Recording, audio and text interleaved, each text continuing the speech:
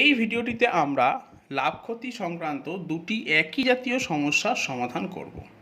প্রথম সমস্যাটি হলো the price of a coal is increased by 20%, অর্থাৎ কয়লার দাম 20% বৃদ্ধি পেয়েছে। By what percent a family should decrease its consumption so that expenditure remains same, অর্থাৎ কোনো ফ্যামিলিকে এবার কয়লার ব্যবহার কত পার্সেন্ট কমাতে হবে যাতে কি না খরচ অপরিবর্তিত থাকে। তো এক্ষেত্রে আমার ট্রিকটি হলো, প্রথমে আমি লিখব প্রাইস অর্থাৎ মূল্য, তারপর লিখব কনজামশন অর্থাৎ ব্যবহার, তারপর লিখব এক্সপেন্ডিচার। তো যেহেতু আর এখানে লিখব ওল্ড অর্থাৎ ওল্ড প্রাইস বা ওল্ড কনজামশন বা ওল্ড এক্সপেন্ডিচার, এখানে লিখব নিউ। যেহেতু এখন কয়লার দাম 20% বৃদ্ধি পেয়েছে, তাই আগের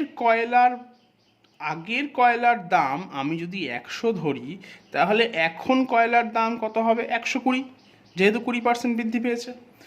এবার ট্রিকটি হলো, এই যে 120 সংখ্যাটি আছে, এই 120 সংখ্যাটিকে আমি এইখানে লিখব, এবং এই যে 100 সংখ্যাটি আছে এই সংখ্যাটিকে আমরা এখানে লিখব, যাতে করে এই দুটো সংখ্যার গুণফল এবং এই দুটো সংখ্যার গুণফল একই আসে। কারণ মূল্যকে যদি আমি ব্যবহার দিয়ে গুণ করি, তাহলে আমি খরচের পরিমাণ আন্দাজ করতে পারব। অর্থাৎ এক্ষেত্রে দেখা যাচ্ছে যে কনজামশন অর্থাৎ কয়লার ব্যবহার 120 থাকলে এখন হয়েছে 100, অর্থাৎ ডিক্রিজ পার্সেন্ট ইন কনজামশন, অর্থাৎ ব্যবহার কতটা কমলো বা ব্যবহারের শতকরা হ্রাস কত হলো? 120, আগে ছিল 120, বিয়োগ এখন হলো কত?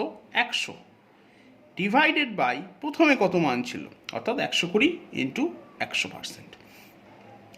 এবং এটা আমরা ক্যালকুলেশন করব। ক্যালকুলেশন করে আমি অ্যান্সার পেলাম 16 হোল 2/3, অর্থাৎ 16.23%। আচ্ছা, এবার আমরা একই ধরনের সমস্যায় সমাধান করব প্রবলেম নাম্বার 2তে। এক্ষেত্রে দেওয়া আছে the price of sugar is increased by 25%. By what percent a family should decrease its consumption so that the expenditure remains the same. অর্থাৎ এই সমস্যাটি একদমই আগের সমস্যার অনুরূপ, শুধুমাত্র এক্ষেত্রে 20-র জায়গায় 25 দেওয়া আছে, এবং এক্ষেত্রেও আমরা একই ধরনের প্রসিডিওর ফলো করব, এবং এক্ষেত্রে আমার অ্যান্সার আসবে 20%।